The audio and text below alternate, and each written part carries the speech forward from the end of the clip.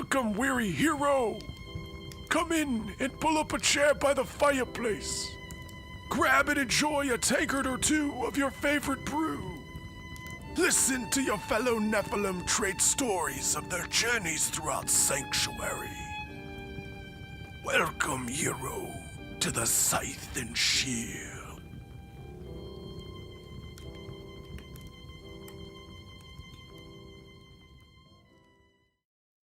Hello everybody and welcome back to Scythe and Shield Rebirth, show number 3.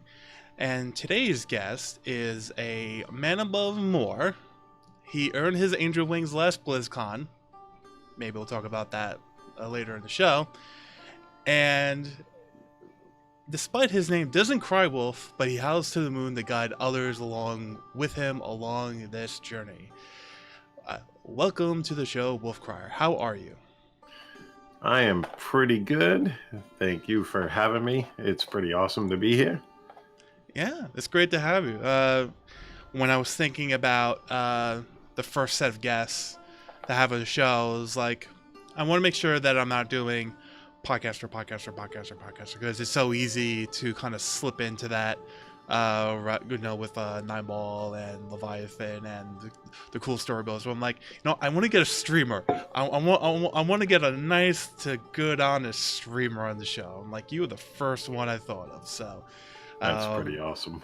So I'm glad you're here. I'm glad that we got this done because this is going to be a phrase for the whole podcast. I'm just going to admit, for those playing the home game, it's Friday, it's after 2, I'm done with work, and the kid is still in daycare. So that's how this show is happening right now.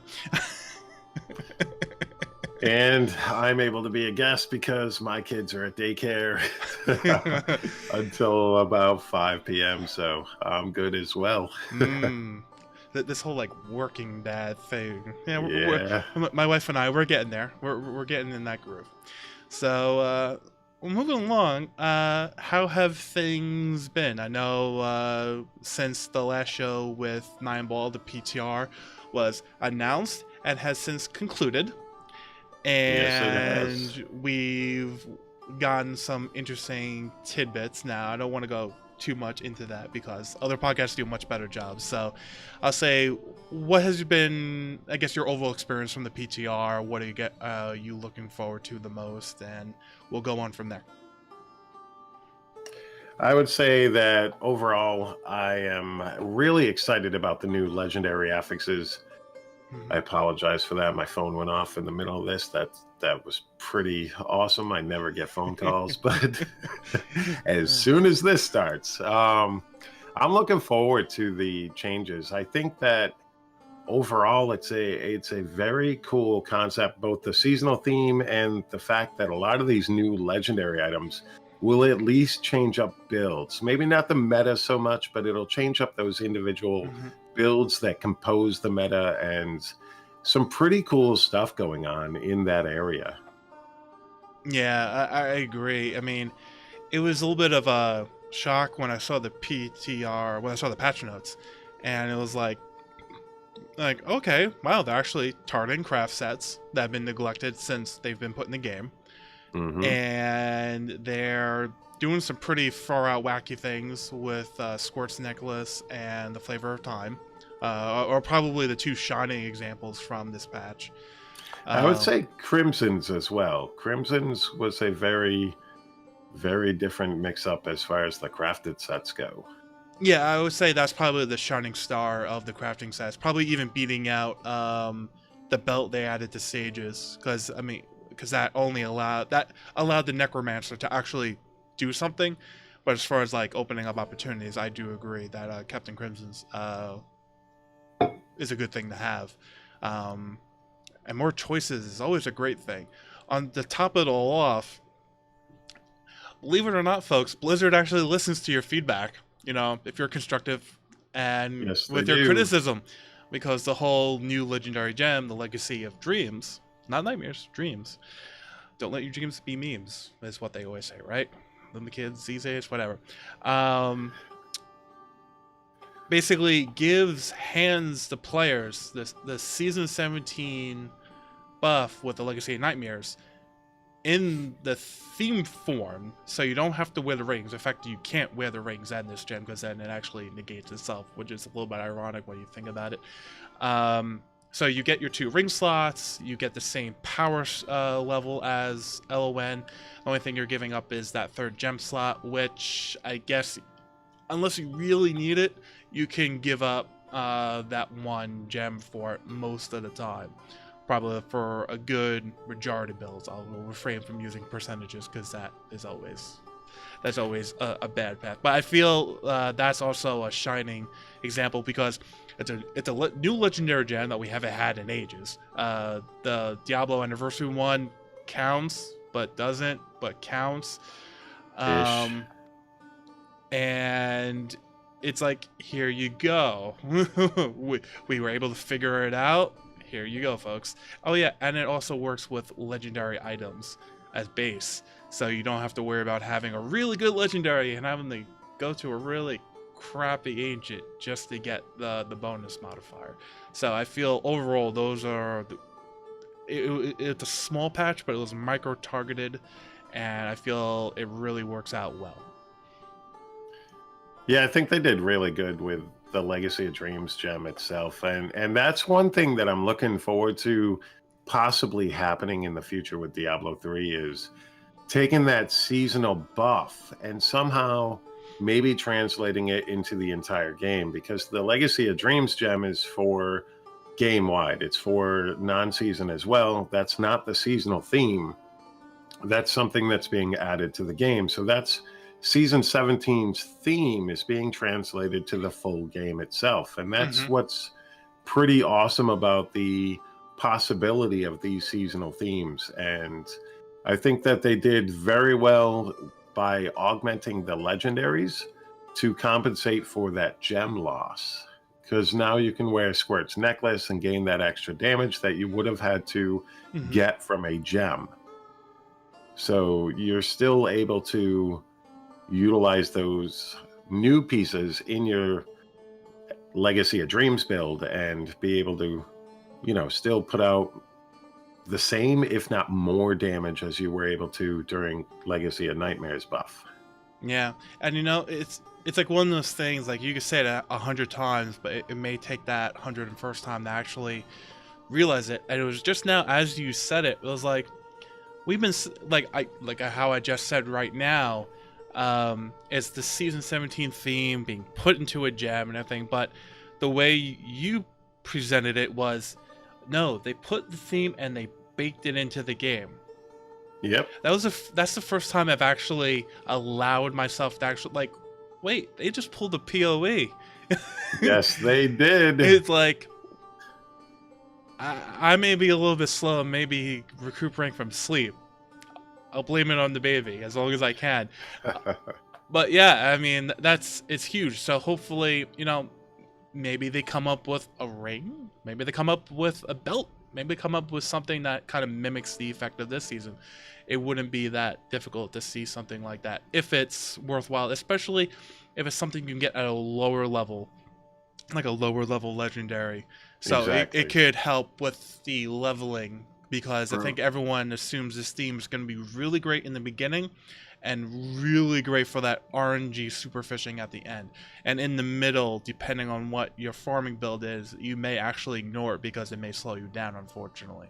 But I think that's where everything is and where we're at with this patch.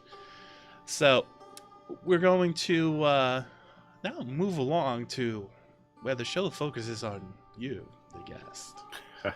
and all the slow creeping music starts. No, I promise it doesn't start. Nice. So with that, let's move to the first segment. Hail Nephalem. All right. So this first segment is where we get to learn a little bit about you, Wolfcryer, the man, and everything else. So start with the softball questions, so to speak. Where does your name come from? Wolfcryer obviously comes from the boy who cried wolf. I don't know when exactly I started switching over to Wolfcryer as my gamer name. I've used several throughout the years. Hmm. But Wolfcryer I've had probably since my Ion days, after I left World of Warcraft and went on to play some Ion. I think that's the first time I used that name, and it stuck, and I've been using it ever since. I almost forgot about that game. I'm like, it was Rift, and then there was another one around that same time. But Yep. I couldn't like, I remember it now. How old are you, and what is your profession, work, study, however much you're willing to talk about? I am 46 years old, an old timer. I'm a manager for, let's say, in the restaurant industry. Okay. Fast service restaurant industry. And I've been a manager for, 23, 24 years. So that's Wow. pretty much been my career for the majority of my life. Obviously, it does tend to create problems with scheduling as far as streaming goes and that type of stuff, because I do not have set schedules. I get up wicked early on mornings that I have to open the store. So I end up getting up at 4:15, 4:30 a.m. So if I'm streaming the night before and I cut the stream around 11, that's why. Wolf needs his sleep. And I work like 10, 11-hour days most days. And yeah, come home, chill with the family, and then do some gaming. What was your first time? I always say in the notes, seeing playing, but I guess a better way of saying, what was your first time experiencing Diablo? And was it due to a particular person, or was it more or less on your own? I'd say first time experience in Diablo was Diablo 2.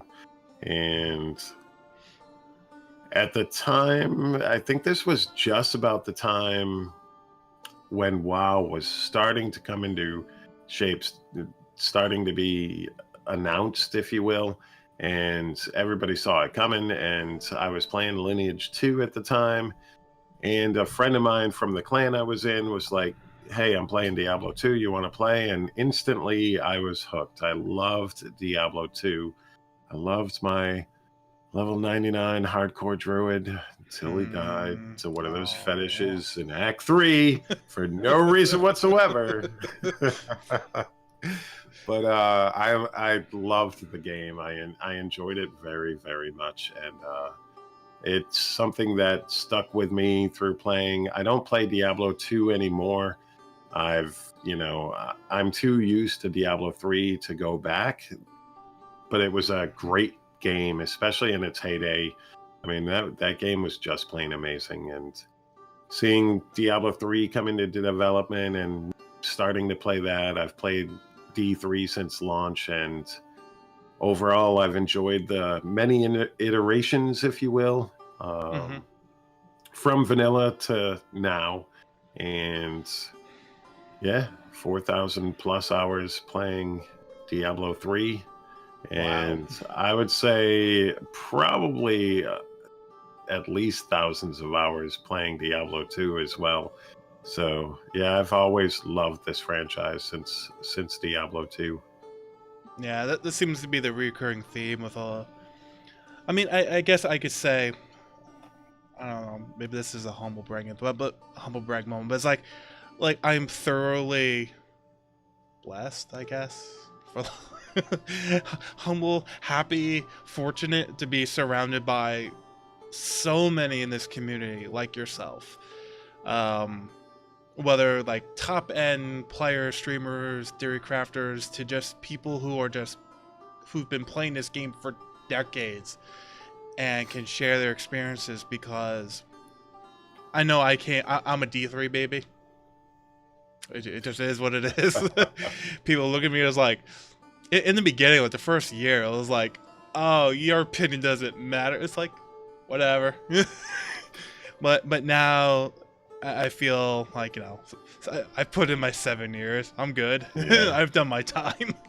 But even that, it's like 7 years is a long time to be following a franchise. I mean, that's half of World of Warcraft at this point. So even that would be considered, pretty long hauling it.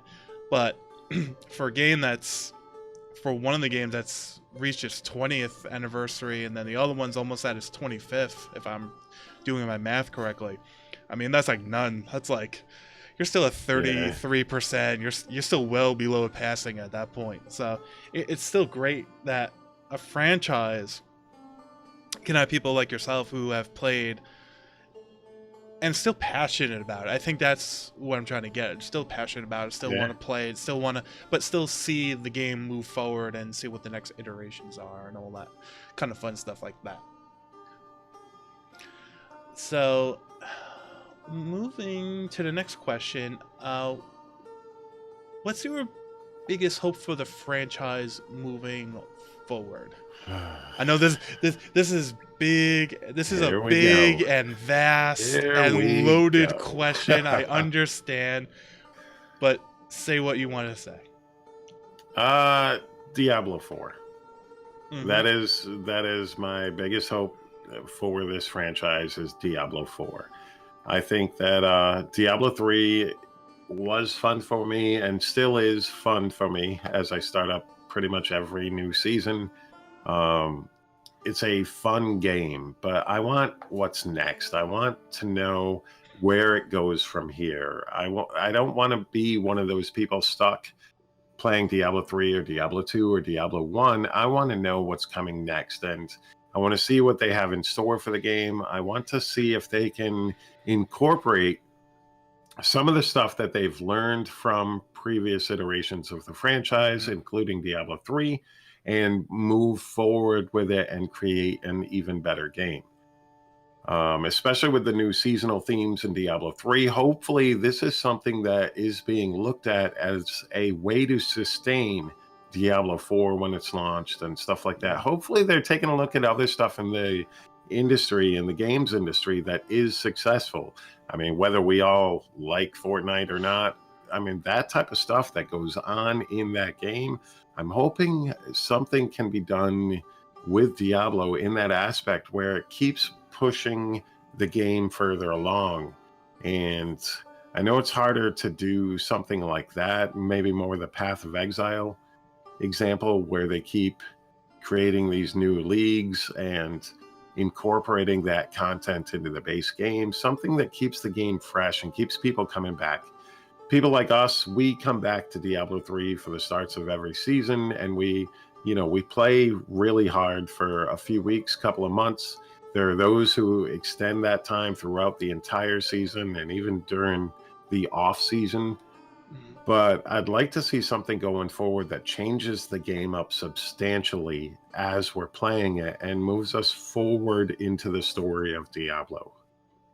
Yeah, I agree. I mean, because I'm gonna keep on pimping it every time I get an opportunity. Oh, that's being totally selfish. But after doing the Dev Hell article, where the article itself took 2.5 months, but it was really an amalgamation. There we go. I said the $5 word of like years, and I do mean years of thinking and contemplating what Diablo is and what other people think Diablo is, and getting everyone's viewpoint from the leaderboard pushers and like that 1% of 1% perspective to the theory crafters, the mechanics people, to the people who are just the run-of-the-mill awesome super duper casual people, but they still manage to pull off a lot of stuff, to people who only have 2 hours a week to play. I mean, I love that I have access to all those kind of people, and I keep on coming back exactly to what you're saying. It's like D4 needs to, it's gonna have a hard time because it's gonna need to satisfy a lot of different people for a lot of different points. But I feel if they can really target like really target like what it is to have an end game, what it is to have a true long-term progression system that's just not +5 main stat, and what it's like to have true customization that's not just bringing back false choices with a talent system or opening up this big omni web tree that when you boil it down is just a lot of main stat and just I feel the unnecessary, my opinion, I will preface that, my opinion, of unnecessary permanence, at least when it comes to skills and abilities and talents. You can have permanence in other ways. I really feel that's where we need to head back towards. So I agree. But yeah, I agree wholeheartedly. Like the genre, like Diablo 4, like they, for better or worse, they just need to push the genre forward somehow, some way. They need to do what Blizzard does, which is like reinvigorate itself with creating the standard of genres. I mean, World of Warcraft is the standard of MMOs. Diablo is the standard of ARPGs. You know, Overwatch is the standard of the MOBA shooter. I mean, this is something that Blizzard excels at, but it's something that they do need to be able to push forward and actually do and show off what Blizzard is. Because they haven't really not been able to do that so far. There isn't a game that they've actually put out. I mean, you could say Heroes, but they were late to the party. They didn't actually, that wasn't their own thing. That was them looking at the MOBA industry and going, well, we can do that. But that's not where Blizzard's strengths lie.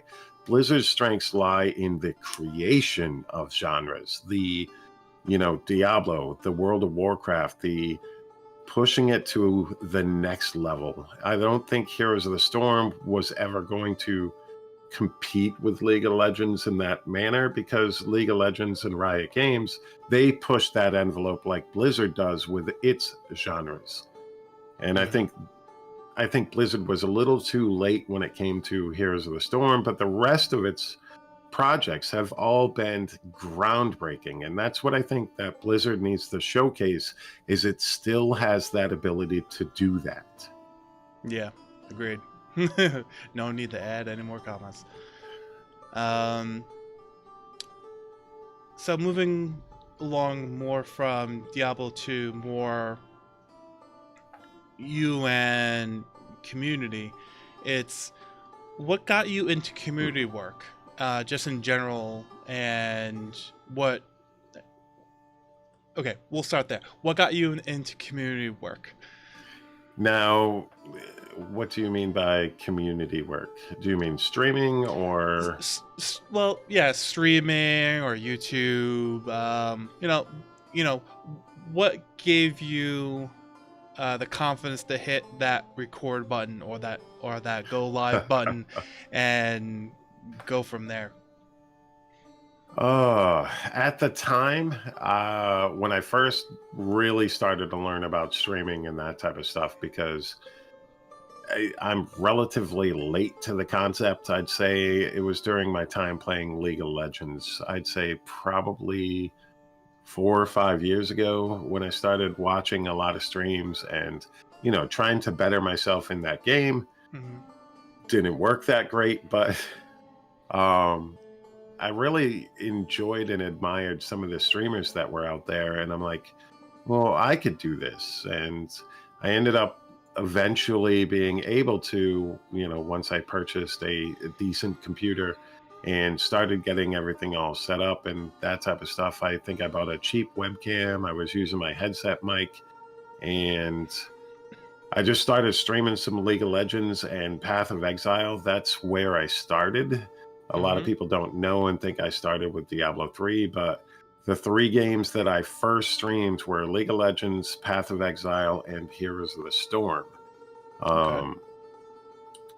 And, you know, streaming back then, 1-2 people in my chat. I mean, that was it was lessons learned while I was doing it. I learned how to talk to myself for the most part. I do still struggle to this day being able to talk when there's nobody there. It's not what I do. I'm talking like crazy during this interview for the most part, but that's technically not who I am. I'm a more reserved person, shy person overall. And it was pretty hard getting it going in that aspect. But nowadays it's become second nature for me. Yeah. And I actually feel more comfortable in front of the camera than I do in front of real people. You know, not calling anybody out there not real people, but just people in person, I should say. Because you're all real people. No one's real. This is the Matrix. Everything, we're all just an illusion of our own inner mind. But as I got into Diablo 3, it started to build up a community. I remember to this day, I can remember the first day I hit 100 subs on YouTube. I can remember the first day I hit like 100 views in one day. And I thought that the world was just this amazing place. And nowadays, if my view count is under like 2 grand for the day, I'm freaking out going, oh no, my channel's over. But I remember that feeling of you know, just not even making money, just the views and stuff like that. And oh wow, somebody likes my video. And I remember my first season 5 Banhammer video. Damn, I've been doing this since season 5. And I remember that video, and all of a sudden it's like, oh my God, this video, like, I'm at 1,000 views today. People relate. I'm like, oh my God, people are like, watch me. It's at 10,000 views. It's been up for 3 days. I'm like, this is crazy. Is this what it's like to go viral? Not even close, by the way. But yeah, I mean, it's been just progressively building up a community. I have people that have been with me since before I was 100 subs, and I'm closing in on 20,000 subs on YouTube. Wow. And it's just been a wild ride. Congrats, by the way. Thank you very much.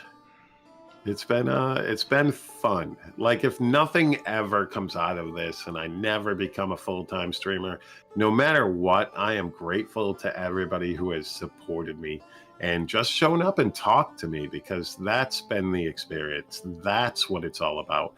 If you're getting into streaming to make money, don't. But if you're getting into streaming because of amazing people, then definitely do it, because the people that show up in my streams and on my YouTube videos almost every single time I stream or put up a video are just flat out amazing. Yeah.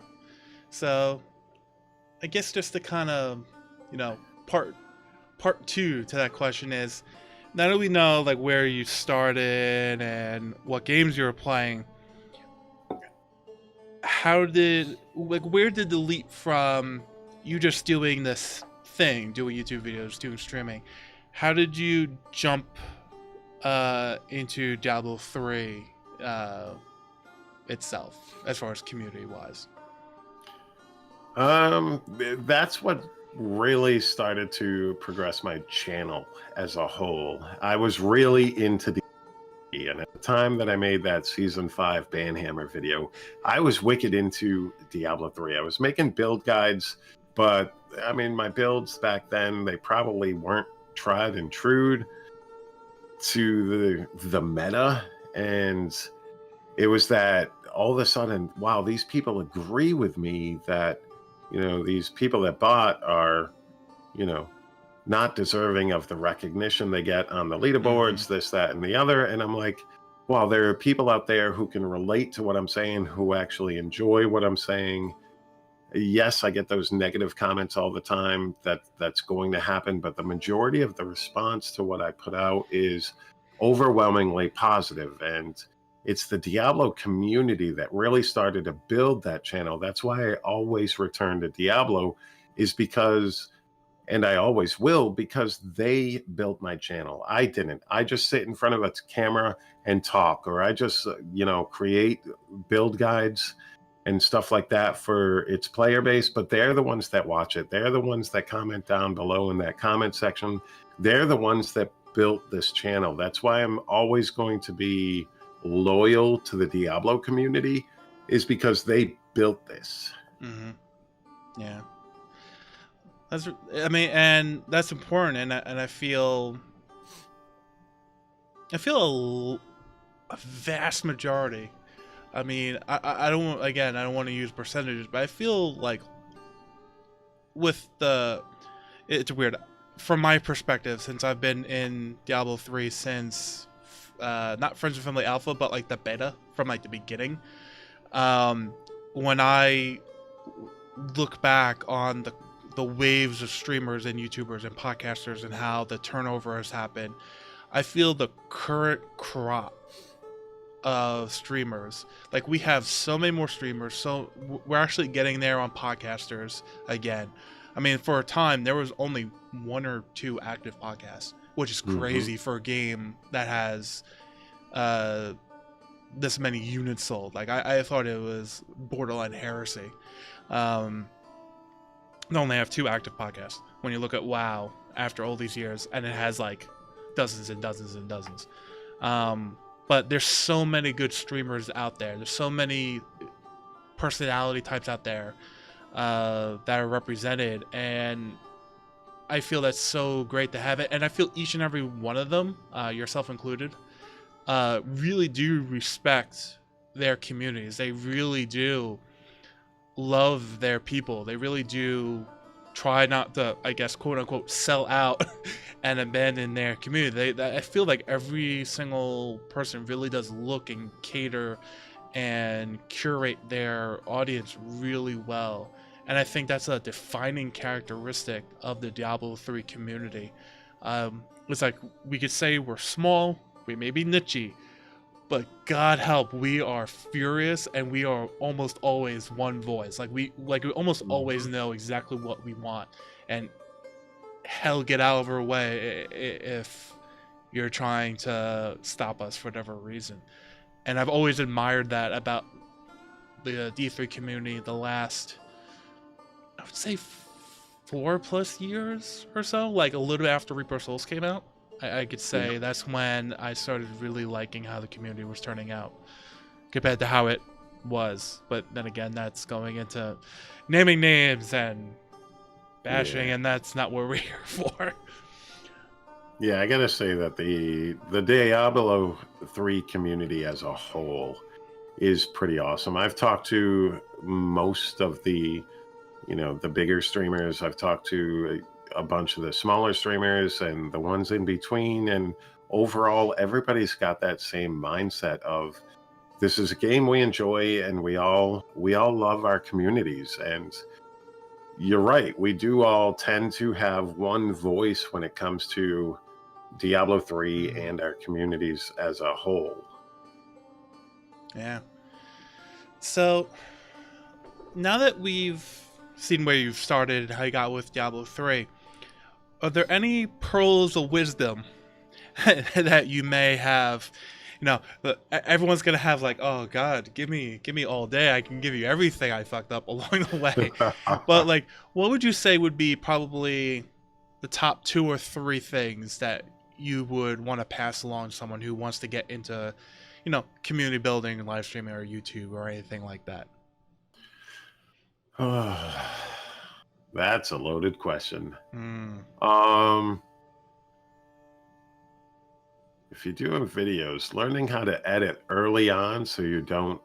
I talk slow. I do. I tend to talk slow. I have very weird inflections in my voice when I talk, and that translates into my videos. And I have a lot of dead air, primarily because I think I either stumble in my words a lot, or I tend to, have to take long breaths, etc.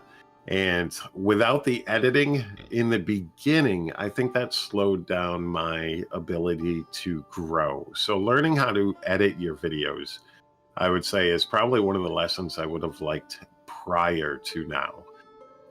As far as the other thing, a second thing, if you're going to branch out, either do it early or do it slowly, because I've noticed lately that as I branch out to other areas, I tend to lose Diablo people. And when I jump back to Diablo people, because I enjoy multiple games, including Diablo 3, and I always will come back to Diablo 3, I tend to lose the ones that I just picked up by moving over to taking a look at another game. That happens sometimes, but in that case also, don't look at your stats as much as I do, because that'll just drive you absolutely crazy. And it's something that a lot of YouTubers and streamers deal with, is that we all are numbers people, and don't look at your stats. Just enjoy what you do and do it for yourself first. And if your community agrees with you,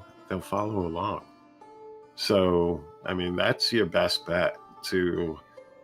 And that's one thing I'm proud of me, is I never tried to become somebody else. I never tried to become the next Quinn or the next Dr. Disrespect or anybody else out there. I've always tried to stay me. And if that means I talk slow while I'm streaming, or I have a lot of dead air because I'm trying to think of something and I'm not putting on an act or anything like that, and I'm not, sponsored by anybody, even Blizzard. I have my own opinions, both positive and not so positive about the Diablo franchise and stuff. I've always managed to stay true to myself. And that would be probably the biggest lesson that I can give to anybody out there. If you want to create an act for yourself, that's just dandy, but you better be able to maintain that for the remainder of your life. Because, I mean, I couldn't imagine streaming as a different persona. I'd rather just be me, and if you like me, you like me. If you don't, thank you very much for stopping by. I greatly appreciate it. Like, thank you. Bye-bye. Yeah. No, I totally get you on that, because that was something I've struggled with a little bit as well. It's like, all right, I'm going to do this podcast with my first website or the second website. It's like, and it was tough, because I call those the dark days of Diablo 3, where if you were not bashing the game, you were doing it wrong. And like those days, and I'm like, no, I can't. I have to try to, I may have my strong opinions, but I'm just gonna be me, and being me is finding the perspective and trying to figure out what can we take away from here, what can we try to learn, and what can we try to go forward with. And it just, no one had it, and I'm like, that's why I stepped away when I did, because I'm like, I am not going to become part of this community if this is what the community is going to become. So having that authenticity of just be you, as you said, just be you, and people will resonate with that, and people who don't, you probably didn't want them anyways. So just be you. So I totally agree. That's probably the most important thing, because if you're being you, then you'll be making the correct decisions for you, and by extension for your community that you're catering and trying to build. So I definitely see that as probably being one of the biggest things that could be relayed and lessons learned, and I emphatically agree. So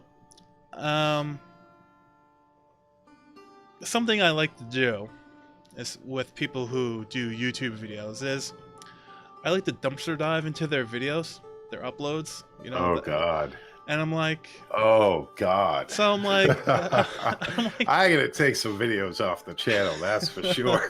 so I'm like, I'm just looking through. I'm like, okay, for those who don't know, Wolfcryer likes to play a lot of Monk and some Necro. I mean, that's quite evident as you go through the videos. But then the deeper I get into the queue, I'm like, okay, so the Heroes of the Storm videos, some of the first videos there, I'm like, okay, what you told me earlier, it makes sense. And then, but there's for something that, if you're just looking, you see, okay, Monk, or Necro. But there's a healthy scattering of news and updates and funny clips, the one in particular, almost at the very beginning, the epic fail where you had an ancient Fist of Az, or pineapple, as other people come to know it as. And then you got the ancient, and then you rolled it like 5 or 6 more times, and then you accidentally salvaged it. That was a funny clip. Oh, that was a great day. That was my only Fist of Az, too. And it's the build I was running, and it was the only Fist of Az that I had was that one. Oh, it was just horrible. See, folks, 3 years later, we still remember all those screw-ups that we did. And then, just looking through all these solos, other games that were in there, and I'm like, this is like a real commitment. I mean, like, commitment to the class, to the live stream, the open up weekends, the IRL videos every once in a while. I'm like this is what a YouTube channel should be. It should, because I think far too often people treat the YouTube channels as just like another way of getting money, and they just take all their Twitch highlights and just export them over, and they just get more views. I mean, for crying out loud, the I don't know if you call it famous or infamous Mountain Dew taste test clip. I still, to this day, I've not picked that soda up once again, because that was probably the worst tasting soda I have ever had. And like, people were buying it. Oh, that was an awesome clip, I gotta say, because that soda was so horrible. It was just bad. I mean, when I saw the clip, I'm going, oh, so Mountain Dew took 3 sodas that happened to be red, white, and blue, put them together, and then resold it. Ooh, excuse me. So they did what everyone does at Taco Bell. They essentially just take the large cup and they get a little bit of each soda going down the line, and then you wonder why you're having diarrhea 2 hours later, on top of having Taco Bell. But I think, where am I trying to go with this? Mind fart. No, it's again, like, I look through all these videos and I'm like, there's a real commitment, there's a real dedication, there's a real sense that you want to cover. I mean, there's even stuff here about Twitch, there's stuff here about your own personal struggles and what you deal with to help give confidence to other people who may be trying to get in. I mean, we were talking about community earlier, and it's just nice that there's still people who are doing that, who have enough ability to basically reflect on oneself, say, this is what I deal with. There's probably people out there who have the same struggles. So, let me do a video for myself and help them, because I feel nowadays, and the whole hoopla with Ninja going exclusively to Mixer and how everyone's reacting, that I'm like, yeah, it's a good move for Mixer, but at the end of the day, how is it affecting your life? Who the fuck cares? That's how I view it. Meanwhile, but like, Twitter is ablaze for like a half a day over it. I'm like this is what I rather focus on. So I guess it's not so much a question as much as like, I admire what you do. and I appreciate it. Definitely, thank you. Yeah, I've always, even when I'm trying to push my channel into like a news direction as far as my ARPG update videos and my Diablo 3 build guides and all that stuff, I've always maintained that occasionally I'll get the guy going, why are you putting up this video? This isn't Diablo 3. This isn't a build guide. This isn't, news about upcoming action role-playing games. This video is dumb.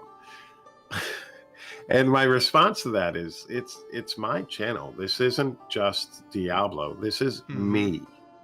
I've no real intention of creating a second channel to do stupid stuff on, so I plan on doing all my stupid stuff for you guys as well. Not everything is going That's to what playlists are for. Yeah, exactly. Not everything is going to conform to what my channel is based on, which is Diablo 3, and lately it's been the ARPG update videos. Occasionally there's going to be me ranting. There's going to be me doing stupid stuff like singing Diablo 3 parody videos.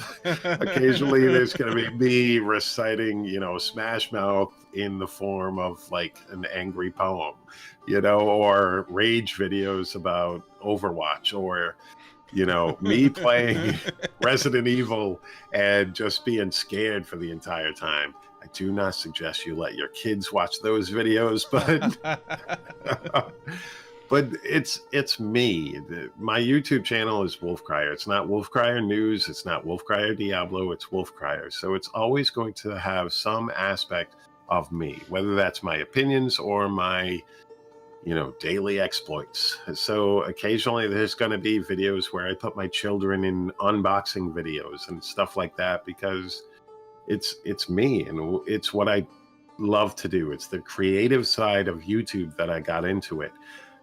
I can, become the next IGN, but that's not what I'm here to do. I will bring you that news as I feel it's important to me, but I will still maintain me in my channel. It's me. It's my creative outlet. So sometimes you're going to get weird stuff coming from my channel, and I'm okay with that.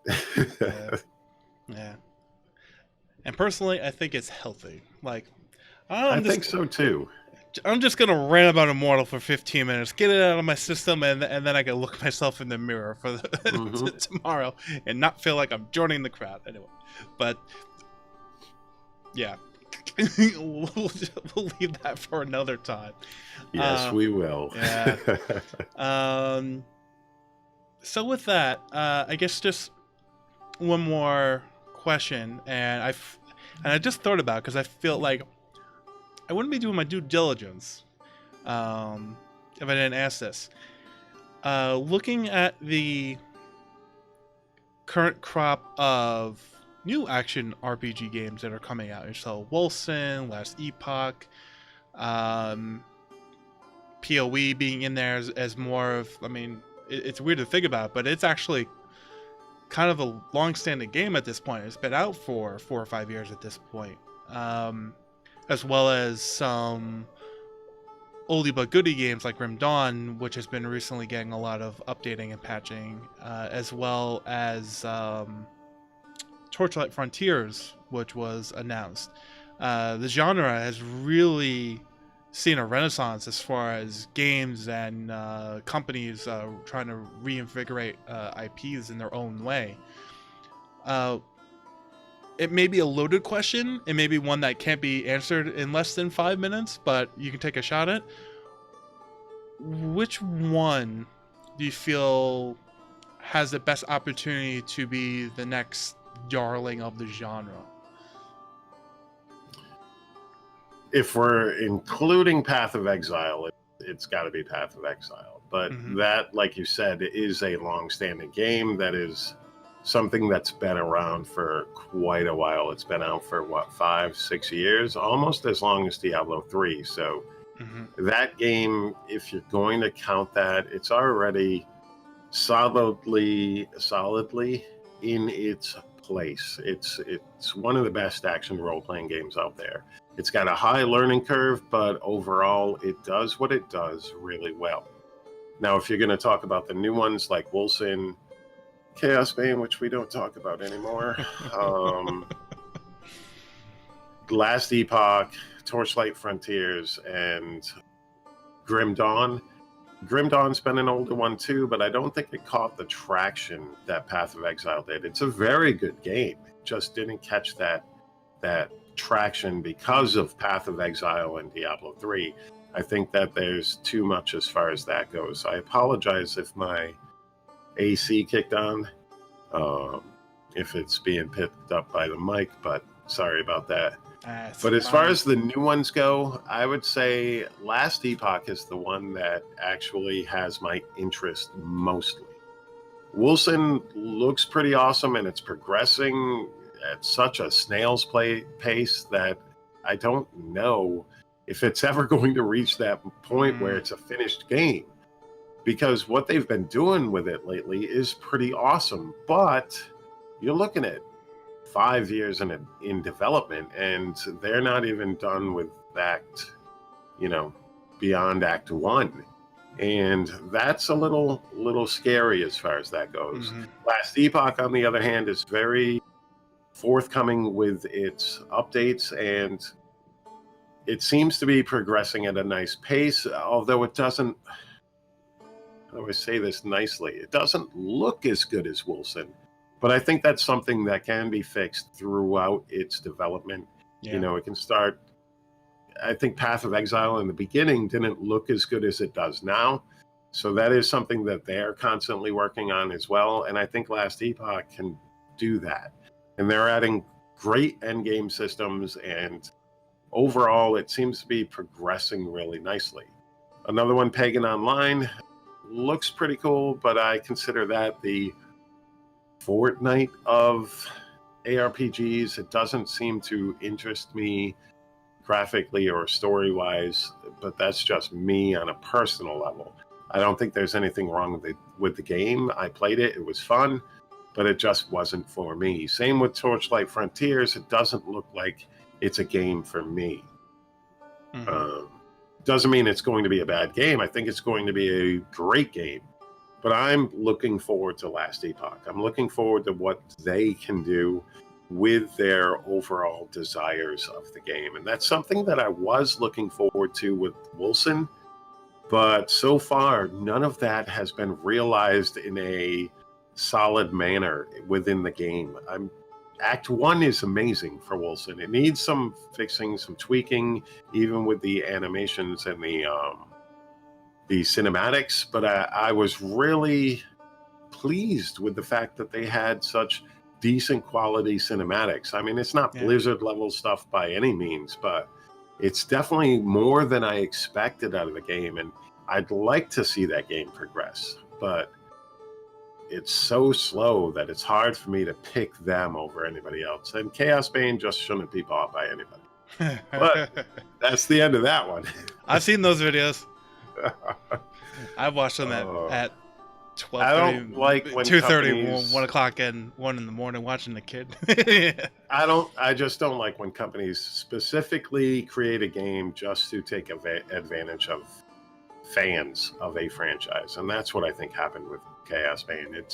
It's strictly a money grab, and I'm probably going to put up another video about them lately, just because it's something that bothers me when game companies and game developers strictly prey off of their customers.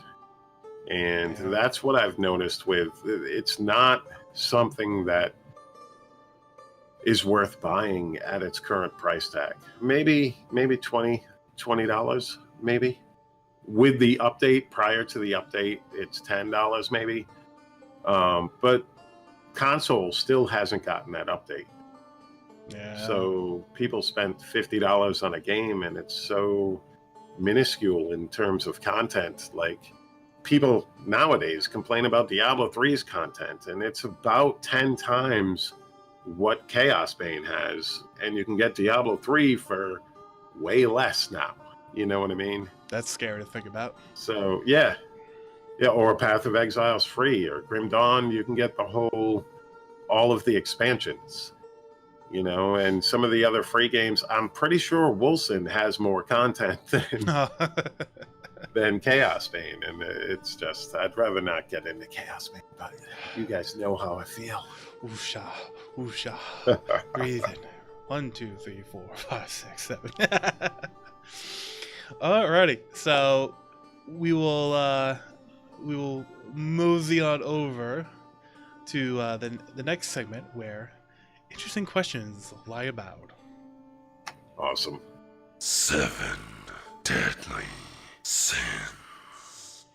Alrighty, so before I ask these questions, remember, as you've seen, actually you haven't seen, you don't know what these questions are. Quick fire, as in no minute answers, daze and confuse you as best as I can, and then we'll quickly move on to the last segment, and we'll pretend this had never happened. Oh, wow. So are these only yes or no answers? You'll see.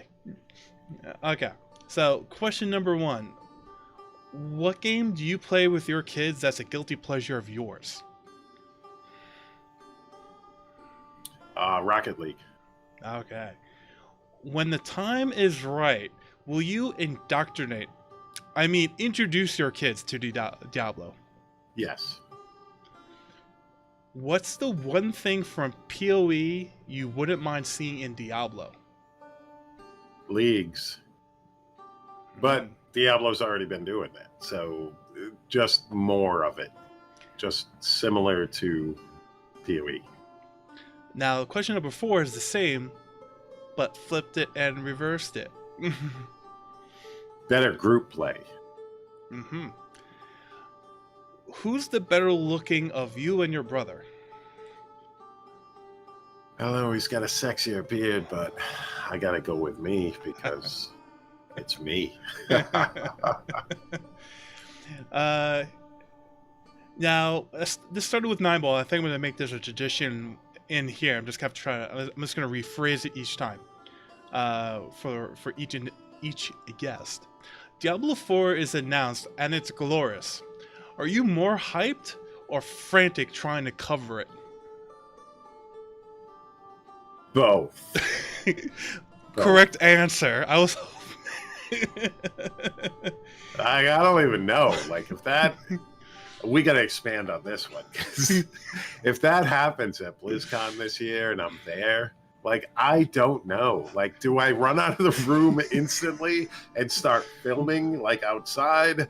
I mean, I don't even know. Like, I've started to try to figure that out. I'm like, how the fuck would I upload it from California? Because it's got to be uploaded from California. I'm like, it's got to go live instantly. Am I just going to wing it and just do a video without editing it on my phone and just post it on YouTube? Is that going to happen? Because I'm going to guess, yes, it's going to happen. And it's going to be me trying to remember everything about it and instead going, I can't wait. And the last question, one completely random non-gaming thing you do to unplug. Relax with my kids. Great. And that concludes 7 Deadly Sins. Awesome. Hear ye, read all about it. The Burning Times. And now we move on to the last segment of the interview, which is where I allow the guest to take the soapbox if they have a topic to discuss something that's near and dear to them, whether it's something they really want to nail upon, that really needs to be addressed, or something that needs to be elevated more, whether it's related to the game or not related to the game. So this is where I politely shut myself up and I hand over the reins to you. Alrighty. Start off with Season 18 should be fun. I plan on playing Diablo 3.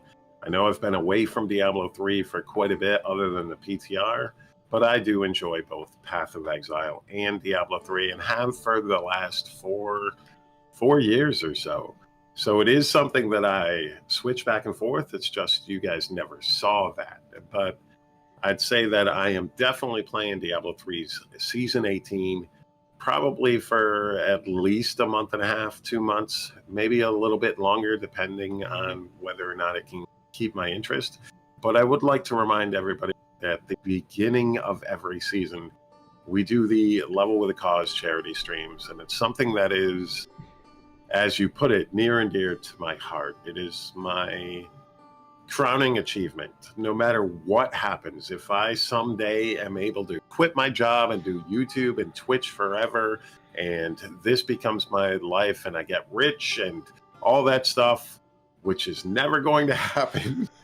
But even if that did happen, Levelwithacause is still going to top that list of what's my favorite thing about this. And it's the fact that we can use this platform and this quote unquote dead game that people tend to say, and we've raised over $46,000 for charity, and Wow. we've done it over the last 7 seasons. This is going to be season number 8 of doing this, and there have been so many amazing streamers involved. We've had rotating streamers here and there, people like, I don't even want to name them all, just because there's just been so many different streamers. One season we had 51 streamers involved. Some Wow. seasons that drops off. Sometimes it's 30 or 40. Sometimes it's 15 to 20. Sometimes it's been up to 50 streamers involved. And we all raise money for certain charities. We've raised about $20,000 for Save the Children, about $20,000 for Dudes, about $6,500 for Take This. And it's just something that I really enjoy doing, primarily because it shows how powerful and how amazing this Diablo 3 community is. From streamer to viewer to player. I mean, it just shows that this community is just one of the best communities out there, because people call this game a dead game, and yet somehow this dead game has raised this much money for charity in 3-day bursts. 3 weekends, 7 times, various streamers, and $46,000. If we can reach $4,000 this time, it'll put it at over $50,000, which when I started this would have been a dream. Yeah. Like when I started this, I set the goal for $1,000, hoping that me and Dropadooski, who has done every single one for the most part, and I was just hoping that we could raise the money. And you know, then it started growing. Hey, can I get in? Can I get in? And then, you know, then everybody started joining and having fun with it and turning it into an event. And it just grew and grew, and I'm thankful to everybody for it. And I just like to remind everybody that I'll be pretty much right after this getting hard to work on the website, updating all of that, and getting things ready in video form to put out the announcement, and deciding who we're going to support this time around. It's just been an amazing experience, and Levelwithacause will be back. I see myself doing this for the foreseeable future, as long as somebody out there is willing to join me or watch my stream. And it's just been pretty awesome. The reception from the community has been just amazing, and it's awe-inspiring. And what you guys, as both streamers and people like you, Scythe, who push this information out to people like Brandon Camel, people like, you know, everybody who donates, everybody who shows up to these streams, it's you guys that give me the inspiration to keep pushing this and start contacting people and saying, hey, you want to do Levelwithacause this season? And it's just been amazing, and I can never repay what you guys have done for the way I feel by doing it. And like I said, that's one thing that will stick out as far as the best thing that's ever come out of my Twitch and YouTube career, if you will, is Levelwithacause. I never thought it would grow to what it is, and it's just amazing, and I can't wait to be back in season 18. Yeah, I mean, I remember the first time that it was publicly acknowledged. I'm like this is like really great. And then I remember at the time I was just getting my feet wet at being the new Diablo 3 site manager over at BlizzPro, and going like, I could do an article to help this out. Like, I want to help this out. Like, this is a really cool thing, because I mean, as you put so lovingly in your own words, the only reason why I am still here and the site manager at Diablo and work my way through the shadows of the community and do my things and my gift giving and all that other kind of fun stuff is because of the community itself. I mean, it's so weird that we talk about it, but it's like, if you're in it, you understand why we all love this community, because it's a no-nonsense yet fun community that strives usually to better itself. Usually. But it's like, there is a sincerity in the community. There is a caring in the community. There is everyone who is a part of it now, genuinely, if there's a call to arms, will answer it. And I think what you do with Levelwithacause and all the different charities over the last 7 seasons going to the 8th one is like the antithesis of it. It's like the peak of that mountain. So when, like, if someone was to ask, well, how good is the Diablo 3 community? This is it. This is the, like, example prime of how good the community is. Because on top of all that, I feel the event over, especially the first couple of seasons, when it was basically just Wizard was always going to be number 1, or it was either going to be Demon Hunter, and then it transferred to Wizard, and then it transferred to Necromancer. Like, everyone knew what the top builds were going to be. It was pretty much stagnant as far as patches were concerned. It was a really tough slog for content creators, streamers, past the first opening week to hold on to an audience. And I truly feel, and if I haven't said it in front of you before, I'm going to say it now in front of you on the podcast.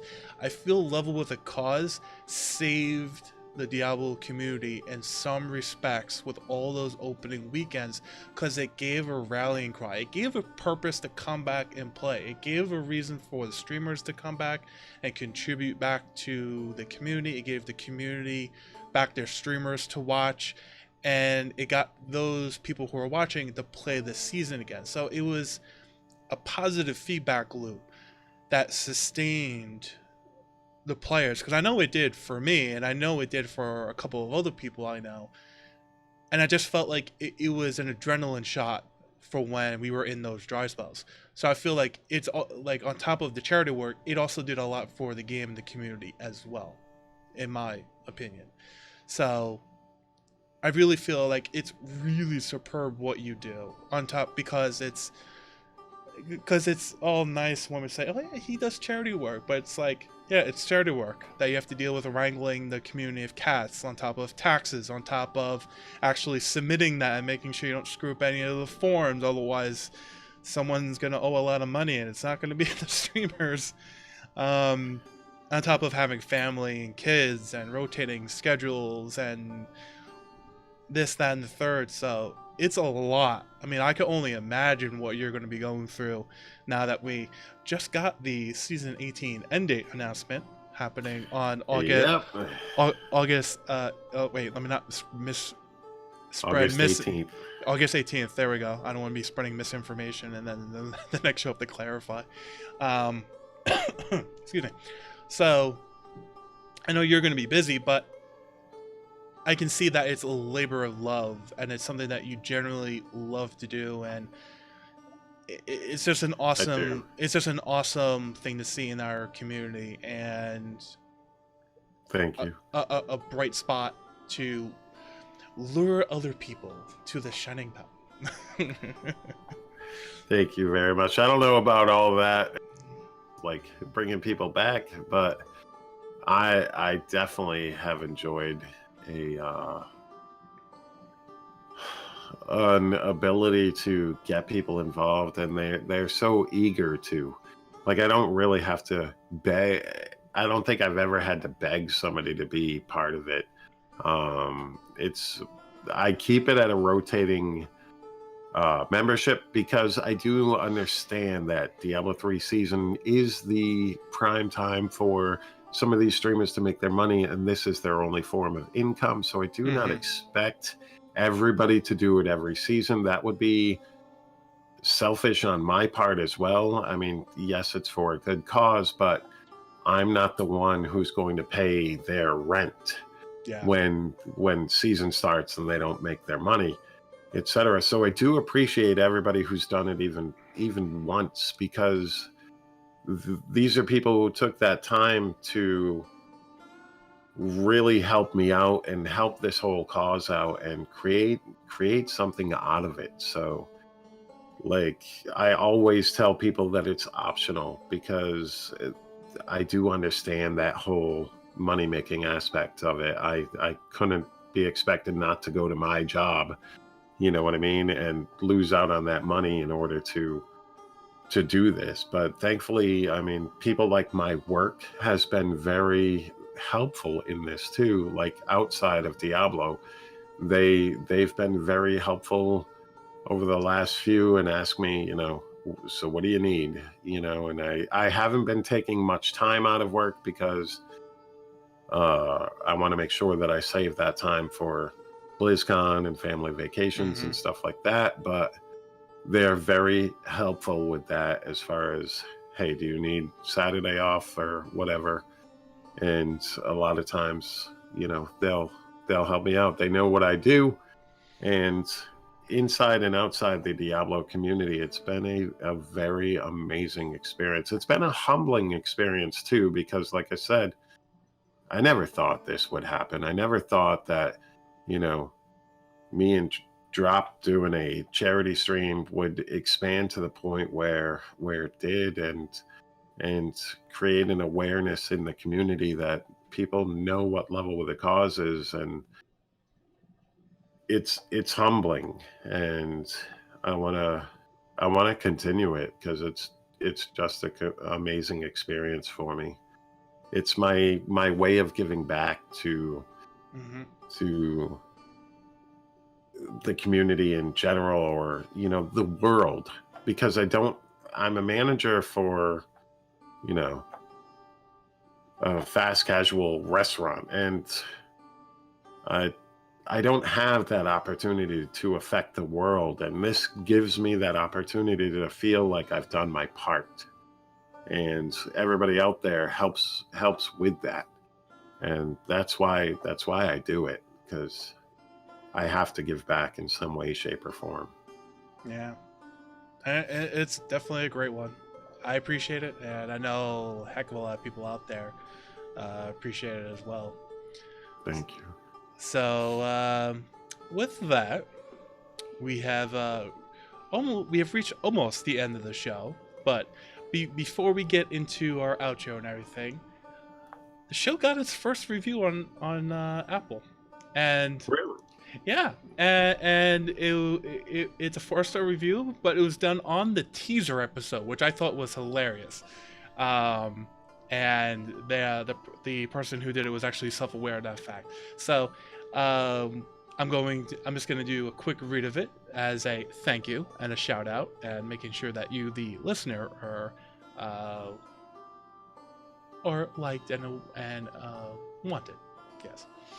All right. So from Beck Jr., welcome back, Scythe and Shield. I know that a review of the teaser trailer for the return of Scythe and Shield podcast is not going to have much bearing for new listeners, but the promise of such a podcast is bright. I feel that even though Diablo 3 has become quite long in the tooth and has had its fair run, with the anticipation of Diablo 4 potentially looming on the horizon, this might be the perfect time for the return of Scythe and Shield to get re-established. I can't wait to stay a while and listen. So, Ben Jr., if you're listening out there, thank you very much for that gracious review. I very much appreciate it. And to any other listener, if you are listening on Apple, please feel free to leave a review. Whatever you feel the podcast is worthy of is up to you. I will not beg for that 5-star review, but if you write a review, I will read it out. And Fatropus, if you're coming over from West March Workshop, you're gonna leave me a review. I'm actually waiting for one of your funky reviews. I'm waiting for it. I am. So with that, we will get into the outros, and you have the floor. As I say in the notes, run wild, you majestic creature. Where can people find you? Where can people find Levelwithacause? Anything and everything. As far as me personally go, I can be found twitch.tv/Wolfcryer, youtube.com/Wolfcryer. As far as Twitter goes, it's at WolfcryerYT. And that's my socials. As far as YouTube videos, definitely drop me a sub on YouTube if you want. Push me to that 20,000 mark. Be greatly appreciated.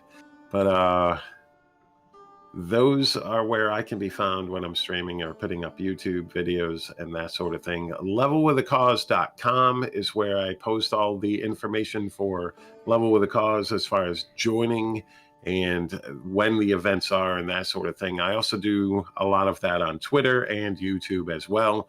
So definitely follow me over there for information. But yeah, levelwithacause.com is the website. Hopefully I will be upgrading the website because I'm not that great at website design. And with the help of Daddy Warbucks, most of that nowadays has been done by me. But he helped set it up. He helped get it going. And yeah, hopefully we can raise some money for a good cause. So stop on by, say hi. Yeah. Alrighty. So, and with that, if you want to visit the show, you can go to the website at scytheandshield.com. If you'd like to email the show, that's scytheandshield@gmail.com. If you would like to see what's going on for future shows, future guests, future what have you, you can follow the show on Twitter at Scythe and Shield. You can listen on YouTube, Apple, Google, and Spotify.